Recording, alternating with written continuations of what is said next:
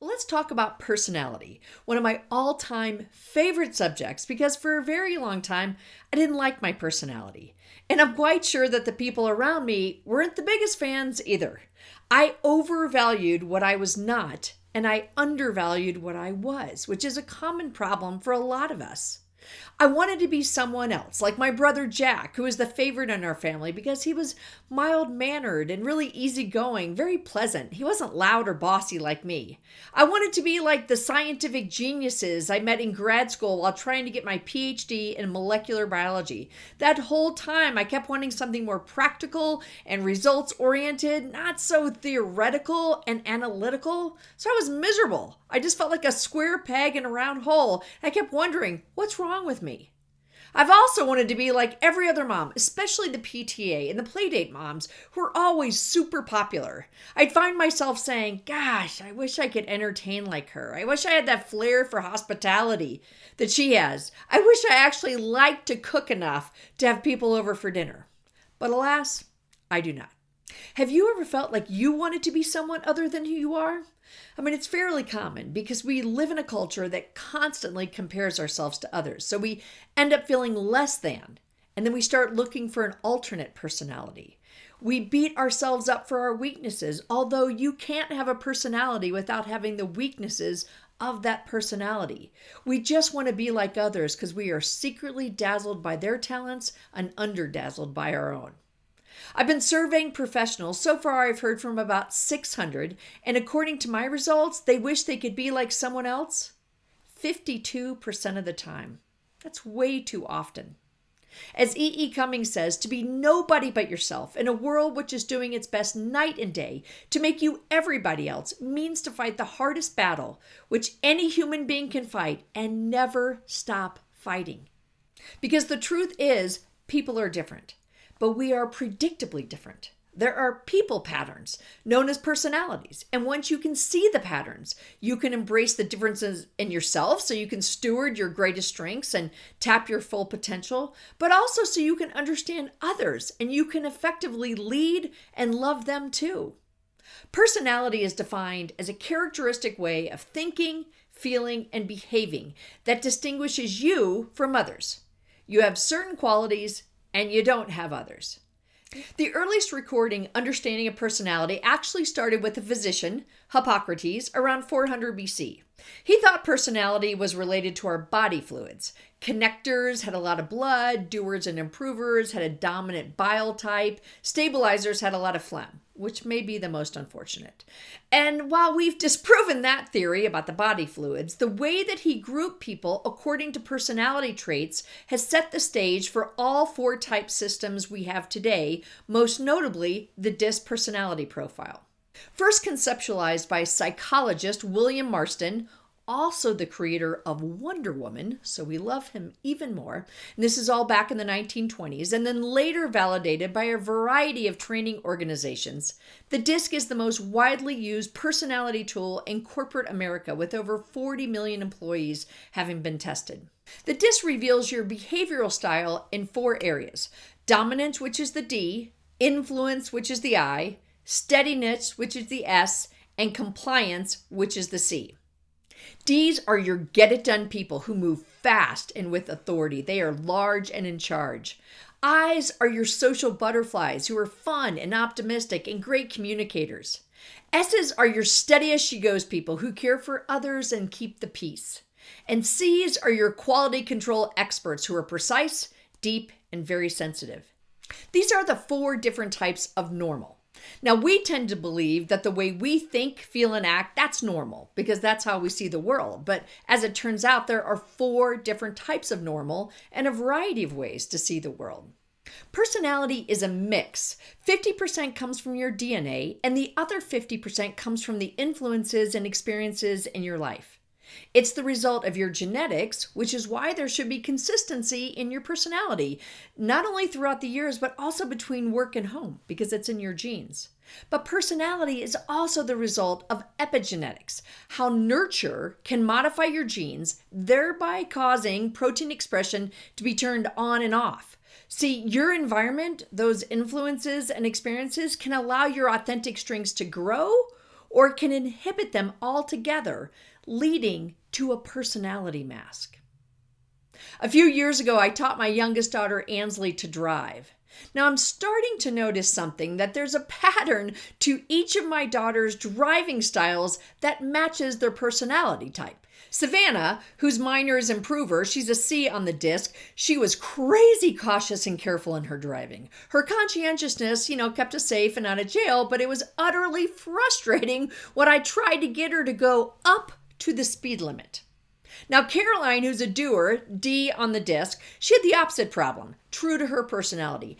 Every time we got into the car with her, I knew I was taking my life into my own hands because it was pedal to the metal, fast, efficient, and terrifying every single time, and that was just getting out of the driveway. Now, I didn't give birth to any stabilizers. S's on the disc, I would pay good money for one of those. And then finally, Casey, who's a high I on the disc, she's a connector. It was all fun. We had the radio playing. She was waving to people. It was always a good time. So back to Ansley. Ansley's personality has been a bit more difficult to nail down, and I do this for a living. So I've had to coin a new term for her personality style, and that's the confuser. Ansley thinks she's one type, which changes year to year. I think she's another. Her sisters think she's something else. And true to form, Ansley's driving was confusing too. Every time we'd get in the car, Ansley would buckle her seatbelt, turn the key, and just drive aimlessly. Round and round we'd cruise, going nowhere for way too long, until she'd finally look at me and ask, "Where am I going?" To which I would reply, "Great question." You see, your personality is meant to provide direction to what you should be doing and where you should be going. It's one of the breadcrumbs meant to mark your path. But too many of us are like Ansley, and we're confused as to who we're supposed to be. We've bought into the myth that we should be all things to all people. From my survey of 600 professionals, people feel that way 70% of the time. We feel that our personality should change based on what other people need us to be, and then we end up wearing a personality mask. I see this a lot. For example, stabilizers, S's on the disc. They are the largest portion of the population, but in my mom quiz that I've had over 3,000 people take, the number one personality type I see are improvers. They're only supposed to be 20%, so clearly we are wearing some masks. A personality mask is an external persona that you wear that's different from your internal self. Instead of simply adapting or accommodating to temporarily meet a need, you take on a different persona, a mask, an identity that conflicts with that original design or dilutes you down to nothing. I worked with a wonderful client, Vicky, a woman in her 60s who wanted to reset her life after being widowed. And I'll never forget the day we discussed her personality results. She was deeply disappointed because she had a distinct personality, an SC, but she wanted to be all four. She wanted to be the whole village, everything to everyone. So as she said, she would have more to give to those that she loved. But that's why she lacked direction, because she had no definition.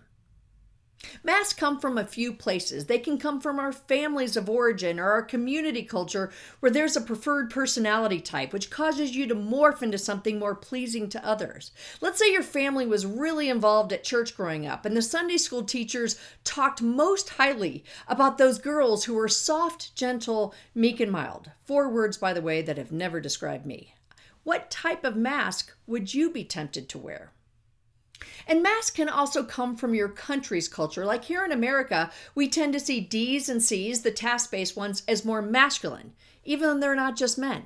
And then we see S's and I's as more feminine, even though they're not just women. Makes it really hard to be your personality when it doesn't match the expectations of those around you. Have you ever felt your personality was considered more masculine or more feminine? And finally, masks can come from corporate culture, which as a task-focused system tends to make women turn more C, more improver, and make men turn more D or more doer when they're not exactly that type. Or let's say that your firm praises and promotes assertive managers, aggressive ones with over-the-top ambition, over more positive or persuasive or say conscientious ones.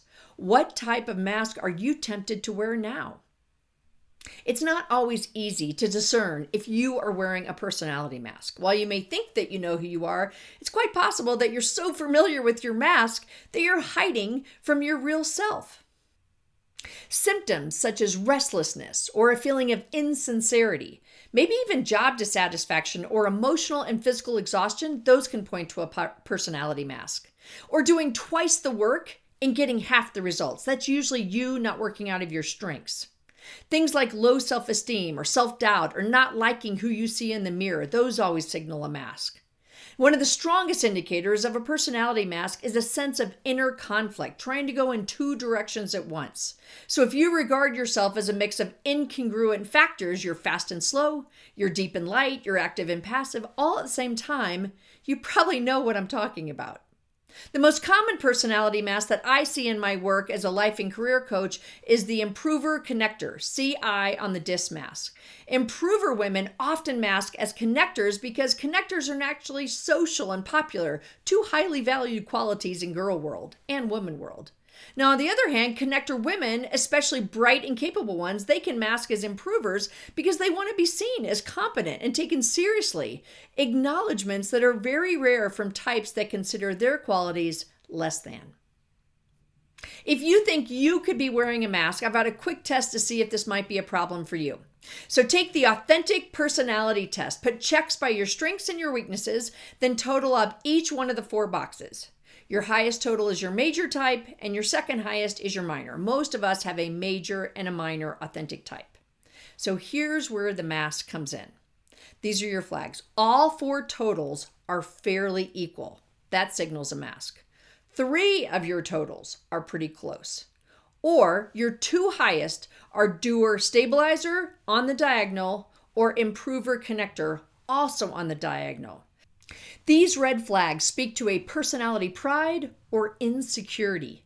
Seth Godin, who's a marketing guru, he calls this the hubris of everyone. Personality masks keep you from growing in your area of genius because you're too busy trying to be everything to everyone. And this may keep you from disappointing others, but it won't help you become all you're meant to be. You can't rise into the fullness of your potential without first accepting the truth of who you are and then living it out. So what is your authentic personality type, the one without a mask? Well, some ways to discern that are: number 1, have a good friend or your spouse, as long as they don't need you to be someone else, take the personality test for you. What type do they think best describes who they see you to be? Number 2, consider what your spouse's or your partner's type is. Great relationships share common values, but they have opposite personalities. So look for your opposite. Here's another way. Think about what you were most like as a child. Usually D's were called bossy. Usually S's were called shy. Improvers, C's on the disc, they were called too serious, and connectors were always called spastic. When we were young, we usually showed our personality through our weaknesses more than strengths, so sometimes that's how you know who you are. And if you were all 4 on the test, all 4 numbers were pretty even, then you might be a stabilizer. I see that more often than not.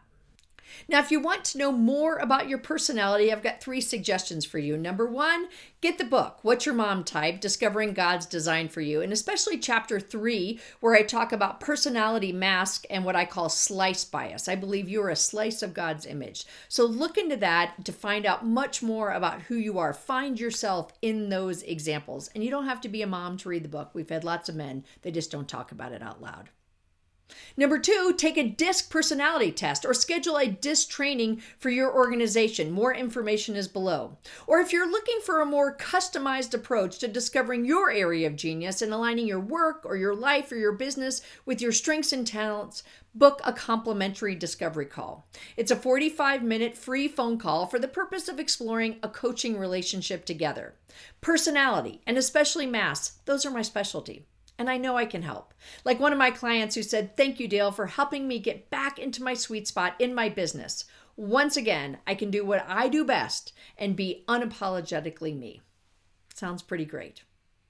You, my friend, are uniquely designed for an ultimate impact. Our world needs you to express exactly the personality that you have. Never rest until you do. Take good care.